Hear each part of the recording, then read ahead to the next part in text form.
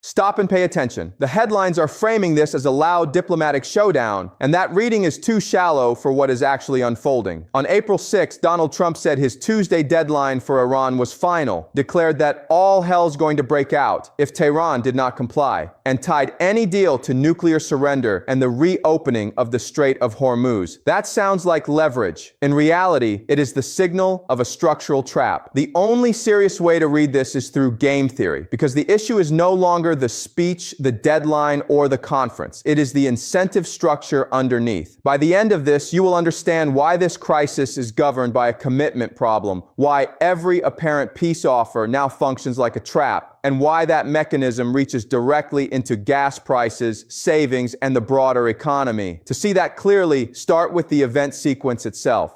The common assumption, Trump is escalating because he holds the stronger hand, and Iran is negotiating because it is running out of options. The event trail does not support that reading. On April 6th, Reuters reported that Trump called his deadline final and said U.S. forces would unleash broad attacks on Iranian infrastructure if Tehran failed to meet it. 2 days later, Caroline Leavitt said Iran had indicated it was willing to turn over enriched uranium, which Washington described as a red line. On April 13th, Trump said Iran wanted to make a deal, but repeated that no agreement would permit a nuclear weapon. On April 15th, Treasury Secretary Scott Bessent signaled secondary sanctions on countries purchasing Iranian oil were on the table. That sequence matters because it reveals a pattern, not a negotiation rhythm. The demands are maximal, the tools are expanding, and the public language is binary: comply or absorb punishment. Yet the bargaining object keeps shifting. Deadline, uranium transfer, Hormuz, then sanctions on third countries. Iran still views the 2018 U.S. withdrawal from the JCPOA as proof that a signed paper is not a credible guarantee. Washington views Iran's enrichment history as proof that technical concessions can be reversed. So the obvious interpretation collapses. This is not a clean peace process under pressure. It is a conflict in which both sides see the other side's off-ramp as the beginning of future vulnerability. That is why the correct lens is game theory. Game theory does not ask what leaders say they want. It asks what each side is forced to do when the costs of backing down, delaying, escalating, or deceiving are different. The central concept here is the commitment problem. In plain language, it exists when neither side trusts the other to keep a future bargain once today's leverage disappears. That concept makes the crisis legible because Trump is demanding irreversible concessions before Iran receives lasting security, while Iran is being asked to reduce its leverage before it can trust that sanctions, relief, or military restraint will survive the next political turn in Washington. And here is the concrete point that most superficial coverage misses. A commitment problem turns even a peace proposal into a threat. If Tehran hands over material, limits enrichment, and opens Hormuz without a credible guarantee, it becomes weaker tomorrow. If Washington eases sanctions or pauses pressure before the stockpile and pathway are neutralized, it becomes more exposed later. That is why every announcement sounds contradictory. The contradiction is not confusion, it is the structure. Keep one number in mind. About 20 million barrels per day moved through the Strait of Hormuz in 2024, while the immediately available Saudi and UAE bypass capacity was only about 2.6 million barrels per day. That, nearly 7.7 to 1 gap, is the economic leverage behind the diplomacy. Now the proof begins. Step 1 is the deadline itself. Deadlines are supposed to clarify choices. This deadline did the opposite. Reuters reported Trump saying Iran's proposal was significant but not good enough, while also saying the deadline was final after he had already extended an earlier one. What does that tell us? It tells us that the threat is no longer only about extracting terms. It is also about preserving presidential credibility after the terms themselves have expanded. The Atlantic Council put the point cleanly when it warned that resumed talks do not mean military action is off the table, and that negotiations may simply be a route to massive concessions before a return to strikes. That changes the logic of the bargaining table. Iran is not hearing, make a deal and this ends. Iran is hearing, concede first and then trust the side that already exited one major agreement in 2018. Eric Brewer of the Nuclear Threat Initiative offered the most revealing line when he said Iran was probably pretty stoked that only weeks after a brutal crackdown, the conversation had returned to nuclear diplomacy and the disposition of highly enriched uranium. Why does that matter? Because it shows that delay itself is gain for Tehran, while visible firmness is a political necessity for Trump. One side needs a complete and public outcome. The other side only needs time, ambiguity, and survival. That is not balanced bargaining. That is a trap disguised as diplomacy. Step 2 is the nuclear file, where the trap becomes harder, not easier to resolve. On April 8th, Reuters cited the IAEA estimate that Iran had 440.9 kilograms of uranium enriched to 60% when the attacks began, a stockpile that, by the IAEA's own yardstick, is enough if enriched further for 10 nuclear weapons. Rafael Grossi has also said almost half of that material was likely stored in the Isfahan tunnel complex, the one major target not badly damaged. Now add the policy demand on the other side. CSIS states the US and Israeli position in blunt terms. Iran must verifiably dismantle its nuclear infrastructure, including the stockpile, and can never enrich uranium on Iranian soil. CSIS then adds the decisive sentence, the IAEA should play an essential role in dismantling and removing what remains of Iran's nuclear program. That sounds straightforward until the commitment problem returns. Verification takes time. Removal takes access. Access requires trust. Trust is what neither side has. So ask the obvious question. If Iran says it will transfer uranium, does that solve the crisis? No, because the stockpile is only one part of the problem. The knowledge base remains, the concealment risk remains, and the political memory remains.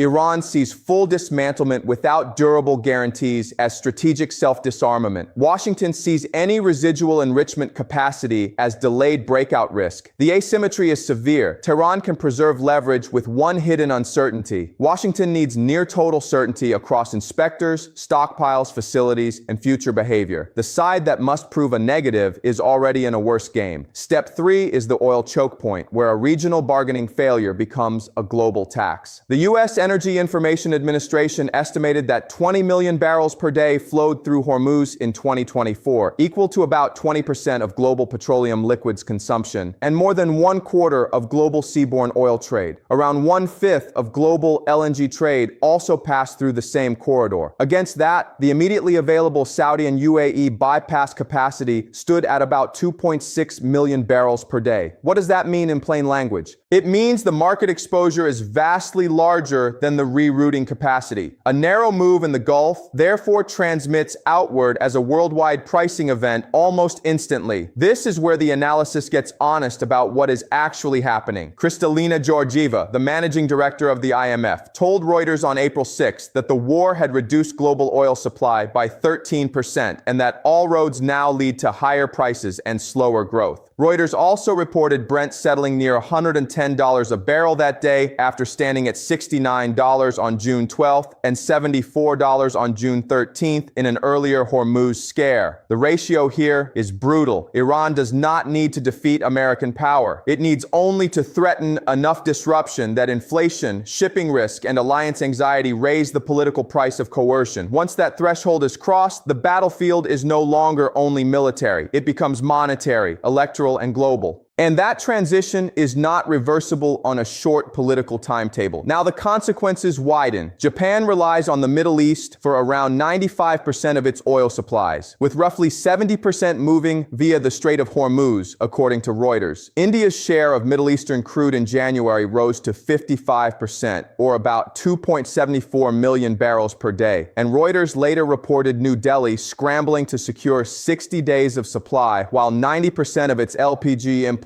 still came from the Middle East. South Korea told Reuters on April 15th that 61% of its crude imports and 54% of its naphtha imports depended on Hormuz last year, forcing Seoul to secure 273 million barrels through alternative routes. Europe looks safer on crude, with only about 5% of its mix coming from the Middle East. Yet Reuters notes the region relies far more heavily on the Gulf for diesel and jet fuel. These are not abstract vulnerabilities, they are exact pressure points. The United States is less directly exposed on barrels, but not insulated from price formation. EIA data show U.S. imports through Hormuz were only about 0.5 million barrels per day in 2024, roughly 2% of domestic petroleum liquids consumption. Yet oil is globally priced, and households pay the global benchmark through domestic transmission channels.